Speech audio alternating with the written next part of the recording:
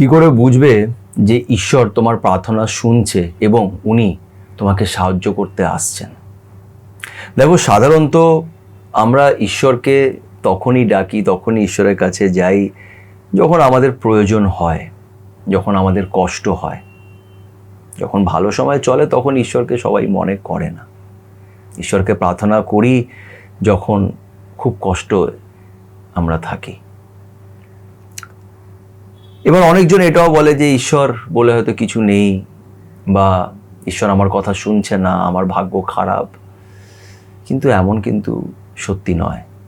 ঈশ্বর সবসময় তোমার পাশে আছে এবং তোমার কথা উনি শুনছেন। কিন্তু কোন পরিস্থিতিতে উনি তোমাকে সাহায্য করতে আসবেন, কোন পরিস্থিতিতে উনি তোমার প্রার্থনাটাকে অ্যাকসেপ্ট করবেন, সেটি আজকের এই ভিডিওতে বলবো। ভিডিওটি কি শেষ অবধি দেখো এবং আমার কথাগুলো শোনার পর বলো যে আমি কতটা ঠিক বলছি, কতটা ভুল বলছি।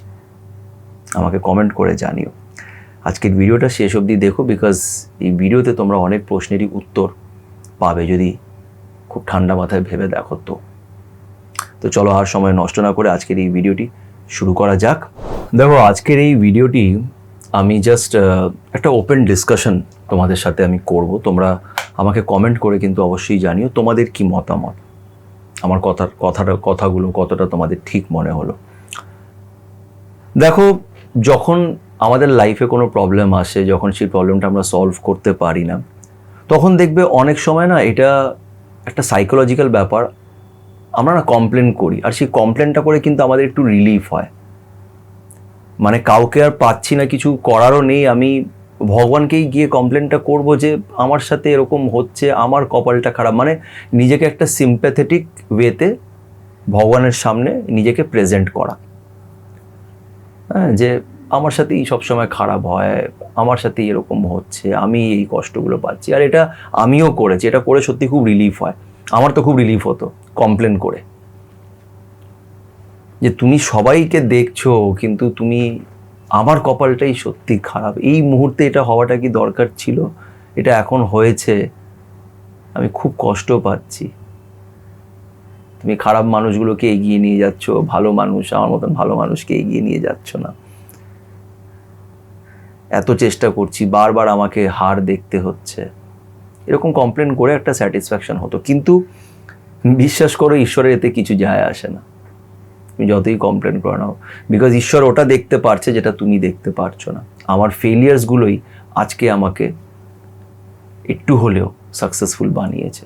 ওই ফেলিয়ার্সগুলো যদি না হতো তাহলে আজকে আমি এখানে আসতাম না যেখানে আজ আমি আছি। বিশ্বাস করে, এটা আমি যখন ভাবি আমার গায়ে কাঁটা দিয়ে ওঠে। আমি এখন বুঝতে পারি যে আমি যতই তখন কমপ্লেন করে থাকি, যতই ঈশ্বরকে গালাগালি দিয়ে থাকি, এই যে পিছনে বসে আছেন, উনি সবসময়ই সাথে ছিলেন। এটা আমি এখন বুঝতে পারি। এবার বিষয়টা হচ্ছে যে ঈশ্বর কখন তোমার প্রার্থনাগুলো শোনে। দেখো, এক তো আমি এখন এটা ফিল করি, আর আই এম শিওর কি তোমাদের মধ্যে অনেকজন এটাকে ফিল করে, যে এই যে আমরা মানুষ হয়ে জন্মেছি, কতজন এটার ভ্যালু বুঝতে পারে যে আমরা হিউম্যান বিংস, আমরা মানুষ হয়ে তুমি এখন জন্মেছো, এটা একটা ব্লেসিং, একটা আশীর্বাদ। তোমার দুটো হাত আছে, পা আছে, কান, নাক, চোখ, মাথায় বুদ্ধি। অন্য লিভিং থিং যেরকম কুকুর, বেড়াল, পাখি, এদের কিন্তু সেটা নেই, সেই বুদ্ধিটা নেই, সেই পাওয়ারটা তাদের ভেতরে নেই, যেটা তোমাকে সবচেয়ে পাওয়ারফুল হচ্ছে মানুষ। তোমাকে অলরেডি ভগবান অনেক কিছু দিয়ে পৃথিবীতে পাঠিয়ে দিয়েছে। এবার তুমি পড়ে যাচ্ছ প্রবলেমসে। এবার এই প্রবলেমসগুলোকে যদি তুমি নিজে এটার সাথে লড়াই করতে না শেখো, তাহলে কি বলতো, মানে আমি একটা বিশ্বাস করি, আমরা দু রকমের স্কুলে পড়াশোনা করি। একটা স্কুল হচ্ছে যেখানে আমরা ছোটোবেলায় যাই, স্কুলে পড়াশোনা করি, ক্লাস 12 অবধি পড়ি, দেন কলেজে যাই, সেটা একটা স্কুল। আর আরেকটা হচ্ছে লাইফের স্কুল। লাইফের স্কুলটা একটা বয়সের পরে শেষ হয়ে যায় না, লাইফের স্কুলটা চলতে থাকে। আর লাইফের যে স্কুলটা আছে, ওখানে যে পড়াশোনাটা থাকে সেটা অন্য রকম থাকে। সেটা তুমি বাড়ির থেকে বেরিয়ে সমাজে গিয়ে তুমি সেই পড়াশোনাগুলো শিখতে পারবে এবং অনেক কষ্টের মধ্যে, অনেক চ্যালেঞ্জেস, কষ্ট বলবো না, সেগুলোকে চ্যালেঞ্জেস বলবো, অনেক চ্যালেঞ্জেস, অনেক আপস অ্যান্ড ডাউনসের মধ্যে গিয়ে তুমি সেই জিনিসগুলো শিখবে। আর যারা এগুলো শিখতে পারে তারা তারা খুব ব্লেসড, তাদের উপরে খুব আশীর্বাদ আছে ঈশ্বরের, তাই জন্য তারা নিজের কমফর্টের বাইরে বেরিয়ে তারা দুনিয়াটাকে দেখছে, প্রতিদিন কিছু না কিছু শিখছে। তো ঈশ্বর তোমাকে ওইভাবেই শেখাবে। তো এবার তোমার লাইফে যদি কিছু কষ্ট থেকে থাকে, প্রথমে মাথার মধ্যে এটা ঢুকিয়ে নাও যে এটা ঈশ্বর আমাকে দিয়েছে বিকজ আই এম স্পেশাল। সবাইকে কিন্তু দেয় না। কিছু লোকেরা আছে বাড়িতেই আছে, টাকা পয়সা আছে, তাদের খাবার চিন্তা করতে হচ্ছে না, কাজের চিন্তা করতে হচ্ছে, তাদের লাইফটাও কিন্তু খুবই মানে বোরিং।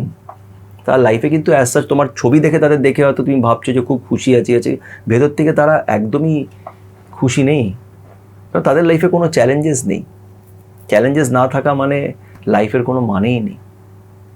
তো তোমার লাইফে যদি কোনো কষ্ট থেকে থাকে তাহলে বুঝে নাও যে এটা ঈশ্বর তোমাকে দিয়েছে। এবার ঈশ্বর তোমার প্রার্থনা কখন শুনবে? ঈশ্বর তোমার প্রার্থনা তখন শুনবে যখন তুমি তোমার কর্মটা ঠিক মতন করে করবে। তোমার কর্মটা কি? আমার স্কুলে পরীক্ষা আছে, তোমার কাজ কি? তোমাকে পড়াশোনা করতে হবে। তোমার কাজ কিন্তু এটা নয় যে কোশ্চেন পেপারটা কি আসবে সেটা যদি আমি জানতে পেরে যাই তাহলে ভালো হতো। কোশ্চেন পেপারটা কে বানাবে, কি কোশ্চেন থাকবে তার মধ্যে, এগুলো জানা তোমার কাজ নয়। একটা কথা আছে না, একটা শ্লোক আছে, কর্মণ্যেবাদী কার রাস্তে মা ফলে চুকা যাচ্ছে না। এই কথাটা মানে যেদিন বুঝে যাবে সেদিন লাইফ পাল্টে যাবে। মানে তো মানে তুমি গুগলে সার্চ করলেও মানেটা পেয়ে যাবে, কিন্তু এটা নিজের লাইফে যখন তুমি অ্যাপ্লাই করতে শুরু করে দেবে তোমার লাইফ পাল্টে যাবে। এটার মানেটা এটাই হচ্ছে যে তোমাকে তোমার কর্মটা করতে হবে ঠিক মতন, তোমাকে তোমার কর্মটা করতে হবে, বাকি জিনিসগুলো ঠিক মতন করে চলে আসবে। কর্ম আর তোমার ইন্টেনশন, যে তোমার এটার পিছনে তোমার ইন্টেনশনটা কি ছিল। তোমার ইন্টেনশন যদি ঠিক থেকে থাকে আর তুমি যদি কর্মটা ঠিক মতন করে যাও, তুমি যতই তোমার লাইফে চ্যালেঞ্জেস আসুক না কেন উনি তোমাকে এসে বাঁচিয়ে নেবে, এটা গ্যারেন্টেড। কেন এখান থেকেই আসছে সেকেন্ড পয়েন্টটা। উনি আরেকটা কথা বলছেন যে সারেন্ডার করে দাও। দেখো, এমন এমন জিনিসের পিছনে পালিও না যেটা তোমার হাতে নেই। ভেবো না তোমার এখন শরীর খারাপ হয়েছে, কিছু একটা এমন শরীর খারাপ হয়েছে, ঠাকুর না করুক এরকম হোক, কিন্তু যদি হয় তো তোমার খুব অসুবিধে হচ্ছে, তুমি কাজে যেতে পারছো না, তো তোমার খুব কষ্ট হচ্ছে যে এটার জন্য আমার কাজ চলে যাচ্ছে, এই হয়ে যাচ্ছে। কিন্তু এমন ক্ষেত্রে তোমার কি করণীয়? তোমার করণীয় হচ্ছে যে এই মুহূর্তে তুমি ডাক্তার দেখাও, ওষুধ খাও, আর যেটাই হচ্ছে সেটা হতে দাও। আর কি করবে? এটাই তোমার হাতে। এবার তুমি সারেন্ডার করে দাও। তোমার হাতে যেটা আছে তুমি খালি সেটাই করতে পারবে, তুমি সেটা করো, বাকিটাকে তুমি সারেন্ডার করে দাও। যখন তুমি সারেন্ডার করে দাও ঈশ্বরের কাছে যে ঈশ্বর আমি যা পারছি আমি করছি, বাকিটা উনি করে দেবেন। তুমি না বললেও, তুমি প্রার্থনা না করলেও উনি করে দেবেন, কারণ উনি তো জানেন যে আমি কি করছি এর সাথে। আমি ওকে এই চ্যালেঞ্জেসগুলো দিয়েছি, ওকে এই জিনিসগুলোকে করতে হবে, বাকিটা আমি করে দেব। তোমাকে নিজের থেকে কাজটা করতে হবে, তোমাকে এই কর্মটাকে ফোকাস করতে হবে, আর তোমার ইন্টেনশনটাকে ঠিক রাখতে হবে। এই কর্ম অ্যান্ড ইন্টেনশন, এই দুটোই হচ্ছে লাইফের সব থেকে বড় ইম্পর্টেন্ট জিনিস। তুমি যদি এটাকে ঠিক রাখতে পারো, ঈশ্বর তোমার প্রার্থনাটা শুনবে। প্রার্থনা করারও দরকার পড়ে না, ঈশ্বর জানে যে তোমার মনের ভেতরে কি চলছে। ঈশ্বর সব জানে। আলাদা করে গিয়ে তাকে হাত জোর করে বলা যে ঈশ্বর আমার এটা প্লিজ করিয়ে দিও, আমি পারছি না, আমার ঈশ্বর এটা জানার দরকার নেই, বিকজ উনি সব জানেন, উনি তোমার ভেতরেই তো আছেন। আমি একটা কথা কি বলি জানো তো, আমাদের ভেতরে না অনেক আওয়াজ, অনেক ডিস্টারবেন্স, অনেক ব্যস্ততা চলছে, সারা দিন আমরা অনেক কিছু ভাবছি। এত আওয়াজের মধ্যে আমরা ঈশ্বরের আওয়াজটা শুনতে পারি না, যে ঈশ্বর যেটা ভেতর থেকে বলে। এই আওয়াজগুলোকে বন্ধ করে দাও, চুপচাপ একটু বসো আর নিজের কাজটা করে যাও। বিশ্বাস করো এটা কোনো ডায়লগ নয়। মানে আমার এখন নিজেই অন্যদের উপরে না সেরকমভাবে আর রাগ ওঠে না। কে কি বলছে আমাকে নিয়ে, কেউ বলছে ভালো, কেউ বলছে খারাপ, কেউ এটা কমেন্ট করছে, কেউটা, আমার এতে কিছু যায় আসে না। কেউ আমাকে ভুল বলতে পারে, এরকম করছে সুমন্তদা এটা ভুল, এটা যে যাই বলুক, আমার মন থেকে আমার যেটা ঠিক মনে হচ্ছে আমি সেটাকে করছি, ব্যাস। তুমি যদি যেটা তোমার করণীয় তুমি যদি সেটাকে করো, ঈশ্বরের একটাই কথা বলছে যে তুমি তোমার কাজটাকে করো, ব্যাস। বাকিটা কি হচ্ছে কিভাবে হবে সেটা তুমি আমার উপরে ছেড়ে দাও। সেটা তুমি আমার উপরে ছেড়ে দাও। তুমি যদি পড়াশোনাটা ঠিক মতন করো তাহলে তোমার কোশ্চেন পেপার কি আসবে সেটা নিয়ে তোমার ভয়টা থাকবে না, কারণ তুমি পড়াশোনাটা করেছো। কিন্তু মানুষ এটা ভুলে যায়। লাইফের যখন স্কুলের পরীক্ষায় আমরা পরীক্ষা দিতে যাই, এই লাইফের যে পরীক্ষাটা, ওখানে আমরা ফেল করি। তার কারণ হচ্ছে আমরা কোশ্চেন পেপারটাকে সেট করার চেষ্টা করি রাদার দ্যান পড়াশোনা।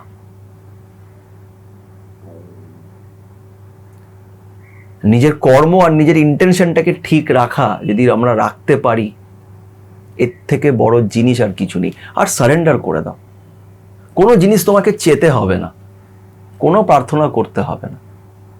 ঈশ্বরের জন্য প্রার্থনা, ভালোবাসা, অনেস্টি সব কিছুই হচ্ছে এটা তোমার কর্ম। তুমি কর্মটা ঠিক করে করেছো, তোমার ইন্টেনশনটা পরিষ্কার মনে, তোমার ইন্টেনশনটা ঠিক রেখে তুমি করেছো, ব্যাস। তোমার ইন্টেনশন যদি হয় যে ওরটাকে মেরে আমি আমারটা করে নেব, ওর কি যায় আমার দরকার নেই, আমি আমারটা করে নিচ্ছি, সেলফিশনেস, তাহলে তুমি এগোতে পারবে না। তাহলে তোমার কর্মটা ঠিক মতন তুমি করতে পারবে না। তোমাকে তোমার কর্মটা ঠিক করে করতে হবে, ইন্টেনশনটা পরিষ্কার করে রাখতে হবে, বাকিটা তোমাকে তার উপরে ছেড়ে দিতে হবে। তুমি তার উপরে বিশ্বাস করে দেখো না, একবার বিশ্বাস করে দেখো যে আমি নিজের কর্মটা ঠিক মতন করছি, ইন্টেনশন আমার ঠিক আছে, আমি তার উপরে বাকিটা ছেড়ে দিলাম। উনি তোমাকে বাঁচিয়ে নেবেন, এটা গ্যারেন্টিড। উনি তোমাকে বাঁচিয়ে নেবেন। আর যখন কষ্ট হচ্ছে এটা মেনে নাও যে উনি তোমাকে এটা শেখানোর জন্য করছে, আর কিছু না। এটা তুমি এখান থেকে অনেক কিছু শিখবে। তোমার যদি শেখার ইচ্ছে থাকে, তুমি ঠিক এখান থেকে অনেক কিছু শিখে বেরোবে। আর তখন তুমি ওনাকে থ্যাঙ্কস বলবে। প্রার্থনা করতে হবে না, ওনাকে খালি থ্যাঙ্কস বলে দিও। যদি কিছু না পেয়ে থাকো তাহলেও থ্যাঙ্কস বলো, কেন কি ওই জিনিসটা তোমার জন্য ঠিক ছিল না, তুমি পাওনি, ভালো হয়েছে, তোমাকে ঈশ্বর ওখানেও তোমাকে বাঁচিয়ে নিয়েছে। তাই থ্যাঙ্কস বলতে থেকো, সব সময় গ্র্যাটিটিউড শো করো। একটা মানুষ যদি তোমাকে এতটুকু সাহায্য করে থাকে, তাহলে তাকে সবসময় থ্যাঙ্কস বলো, মন থেকে তাকে থ্যাঙ্কস বলো, ব্যাস। আর কিছু চাই না। ঈশ্বর তোমার কথা শুনছেন আর উনি তোমাকে সাহায্য করছেন, এটাতে কোনো ডাউট নেই। শুধু তোমাকে তার কথাগুলোকে শুনতে হবে, যেটা তোমার মনের ভেতরে আছে। উনি তোমার মনের ভেতরেই আছেন, জাস্ট তোমাকে তাকে শুনতে হবে। আর সেটা তুমি তখনই শুনতে পারবে যখন তুমি বাইরের দিকে মন দেবে না, নিজের কর্মটাকে করে যাবে আর তার কাছে সারেন্ডার করে দেবে। যেই জিনিসটা তোমার হাতে নেই সেটাকে কন্ট্রোল করার চেষ্টা করো না। তুমি একটা কাজে যাচ্ছ, খুব ইম্পর্ট্যান্ট একটা কাজ ছিল, খুব জোরদার বৃষ্টি নেমে পড়লো, তখন তুমি কি করতে পারবে?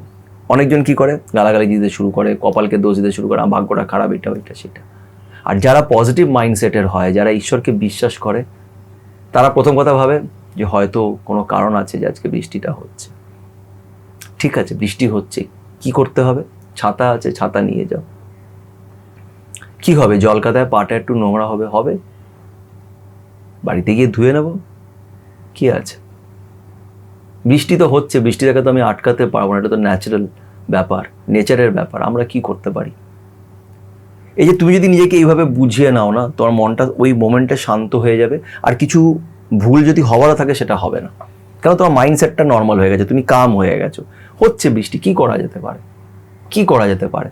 আজকে যেতে পারবো না, হয়তো আজকে এই ইন্টারভিউতে আমি যেতে পারবো না, হয়তো এই চাকরিটা আমার জন্য ছিল না, অন্য কোনো ভালো চাকরি আমার জন্য অপেক্ষা করছে। সবসময় পজিটিভ সাইনটাকে খোঁজার চেষ্টা করো, পজিটিভ দিকটাকে দেখার চেষ্টা করো, কারণ তুমি সেটাই পাবে যেটা তোমার পাওয়ার কথা, সেটা তোমার কাছ থেকে কেউ ছিনিয়ে নিতে পারবে না। আর ঈশ্বর কখনোই তোমার জন্য খারাপ প্ল্যান করবেন না, এটা মনে রেখো। এই কথাগুলো জাস্ট মনে রেখো।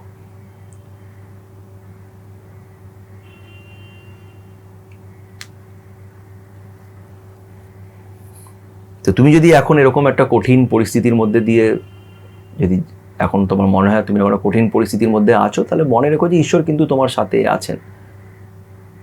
উনি তোমাকে ছেড়ে কোথাও যাবে না, জাস্ট তোমাকে তার উপরে বিশ্বাসটা রাখতে হবে।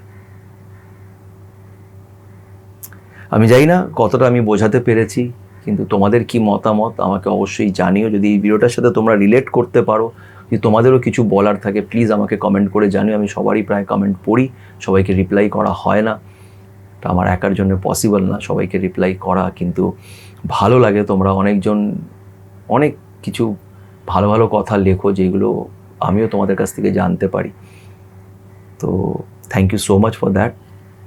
ভালো থাকো, পজিটিভ থাকো, আর তার উপরে বিশ্বাস রাখো, শেষমেশ সব ঠিক হয়ে যাবে।